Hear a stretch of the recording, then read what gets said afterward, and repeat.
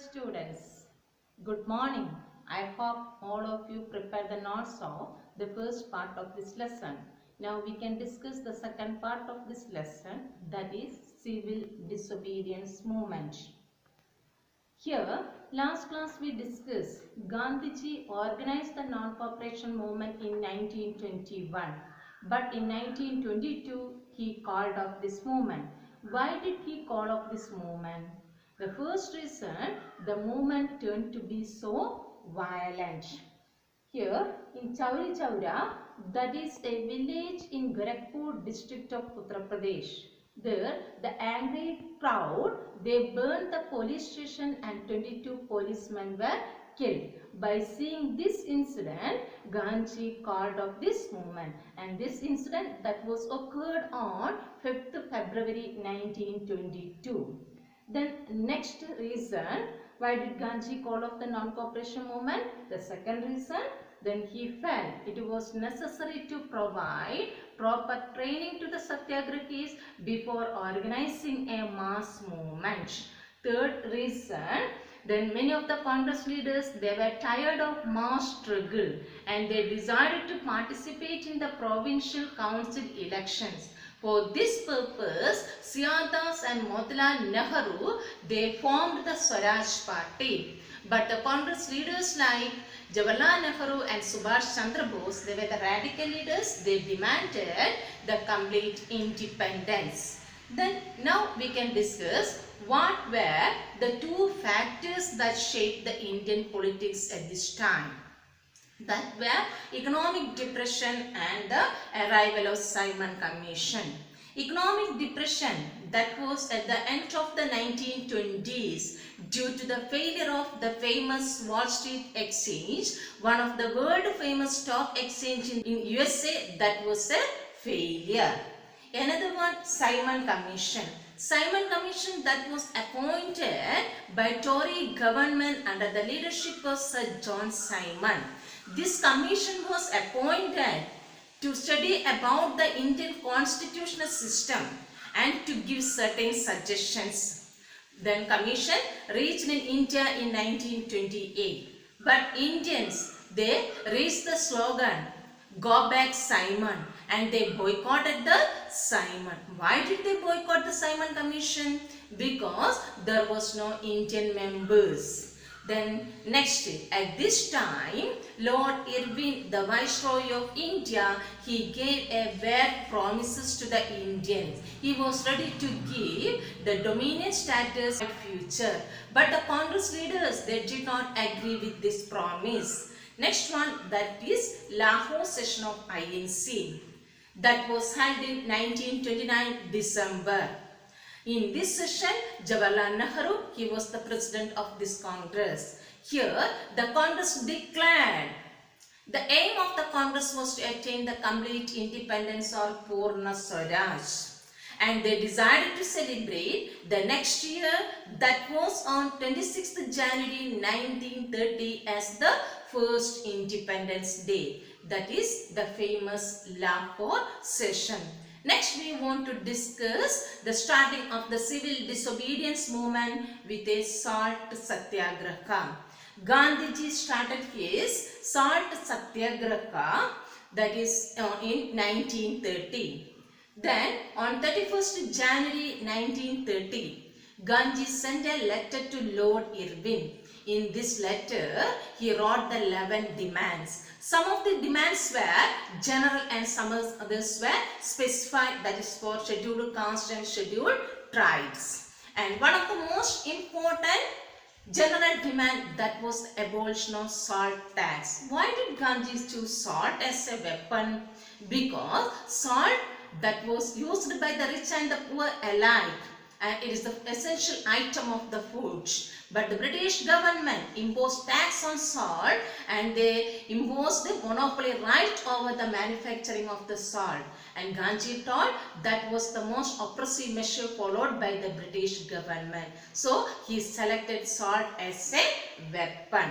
And he started his march from Sabarmati Ashram on 12th March 1930 along with 78 trusted volunteers. And on 6th April 1930, he reached the Dundee seashore, and from there he violated the salt law by boiling the seawater and manufactured the salt. Then next, how did this salt march spread to the different areas? Then various areas, the people, they broke the salt law. Here in Payyanur also, under the leadership of K. Kelappan, they organized the salt satyagraha to give support to Gandhi's satyagraha movement. Then here the people, they demonstrated in front of the government salt factories, as well as they boycotted the foreign clothes and picketed the liquor shops, and the peasants, they refused to pay the revenue. Village officials, they resigned. The forest people, they violated the forest law and entered into the forest. Next, in this situation, the British government again followed the repressive measures. How did they repress this movement?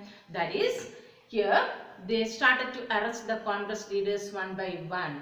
When Khan Abdul Ghaffar Khan, he was the disciple of Mahatma Gandhi, he was arrested in 1930. Against the arrest of Khan Abdul Ghaffar Khan, the industrial workers in Peshawar, they organized the strike. Because of this, violent clashes occurred in many places, and police fired upon the streets of Peshawar, and later Gandhi was also arrested. And against the arrest of Gandhiji, the industrial workers in Sholapur, they organized the strike. They attacked the police stations and government buildings. And the peaceful satyagrahis, they were beaten by the British government, including the women and children. And almost 1 lakh people, they were arrested. Then next we want to discuss Gandhi-Irvine Pact. In this situation, again the movement turned to be violent method. That time Gandhi called off the civil disobedience movement. Then he decided to enter into a pact with Lord Irvine, the Viceroy. That was on 5th March 1931. According to this Gandhi-Irvine Pact, Gandhi decided to take part in the second round table conference, and the government was ready to release the political prisoners. Gandhi went to London, but the negotiation was a failure.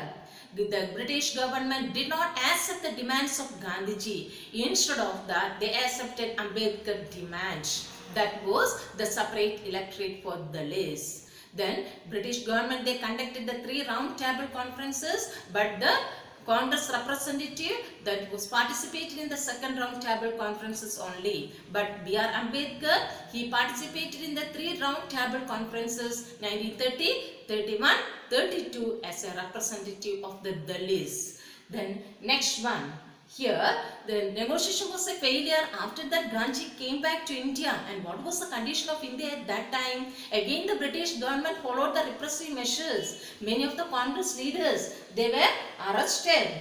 Then Ghaffar Khan and Jawaharlal Nehru, they were in jail. And the Congress had been declared as an illegal movement. And they prevented the meetings, boycotts and demonstrations. And Gandhiji, in this situation, relaunched the civil disobedience movement in 1932. But at the second time, he didn't get more support from the people.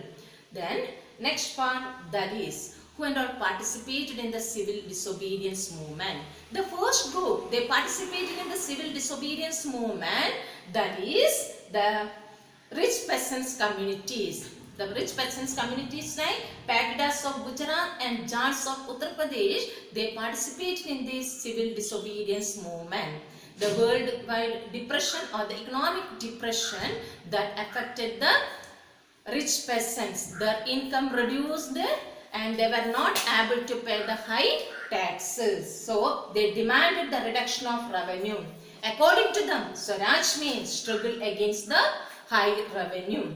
Another group, they participated in the civil disobedience movement, that were poor peasants. The poor peasants, they cultivated in the lands of landlords. They rented the land from landlords. They wanted to pay the high rent. But due to the economic depression, their income also reduced. So they were not able to pay the rent. And according to them, Swaraj means unpaid rent. But the Congress did not give more support to the poor peasant because the poor peasants were against the landlords. The next third group, they participated in the civil disobedience movement, that were merchants and industrialists. Then during the First World War, the Indian merchants and the businessmen, they got more profit. But after the First World War, the British government started to introduce certain restrictions on the Indian business. So they demanded or they reacted against the colonial policies and restrictions. And they demanded protection against the imports of foreign goods, as well as then they wanted to discourage the imports of foreign goods. To discourage the imports of foreign goods, they asked for the rupee sterling foreign exchange ratio. Sterling means British coin. When the goods were exchanging, necessary to keep an exchange ratio between Indian rupee and sterling. Then, with this purpose, Indian industries, they formed two organizations, that were IICC. IICC means Indian Industrial and Commercial Congress, that was formed in 1920. Another organization, that was FICCI, Federation of Indian Chamber of Commercial Industries, that was in 1927. Then the famous leaders, they formed this organization, that were Purushottam Das, Thakur Das and G.D. Birla. And then how did they show their protest? They refused to buy or sell the imported goods, and then they supported the civil disobedience by giving the financial assistance. According to them, Swaraj means development of trade and industries without any restrictions. Then another group, they participated in the civil disobedience movement, that were industrial workers. Industrial workers, they didn't actively participate except in Nagpur region.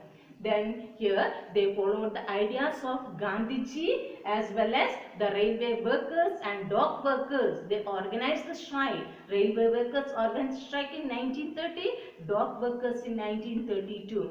The Indian coal mine workers, that was in Chota Nagpur region, they also gave the complete support to Gandhi's civil disobedience movement. And the last group, they participated, that was the women. Women, they actively participated in this movement. They supported Gandhi's Salt March. When Gandhi organized the Salt March, the women, they came out of their home and gave the full support. Then in the town areas, the women, they were from the high class families. But in the village areas, the women, they were from the peasant families. Then they believed service to the nation as a sacred duty of the woman. But these were the 5 groups, they actively participated in the civil disobedience movement. Once again, the first group, rich peasants community, second poor peasants, third industries and merchants, fourth industrial workers, and fifth, that is the women's participation. I hope all of you understood the differences between non-cooperation and civil disobedience movement. Then the first difference, then the non-cooperation movement, the people refused to cooperate the government. But civil disobedience movement refused to obey the laws of the government. And the second difference, the non-cooperation movement, it was started in 1921 by surrendering the titles given by the British government. But the civil disobedience movement, that was in the year by violating the SALT law. And third, women didn't actively participate in the non-cooperation movement. But the civil disobedience movement, the women, they actively participated. And the last point, that is the main cause of this non-cooperation movement, Jallianwala Bagh incident and Rowlatt Act.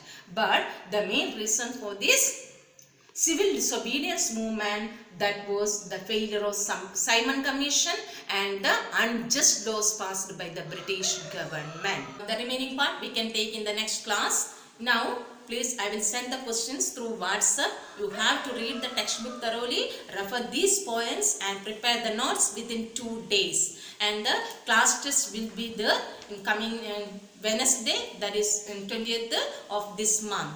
Please, 20 marks questions will be there, so you have to prepare well. Then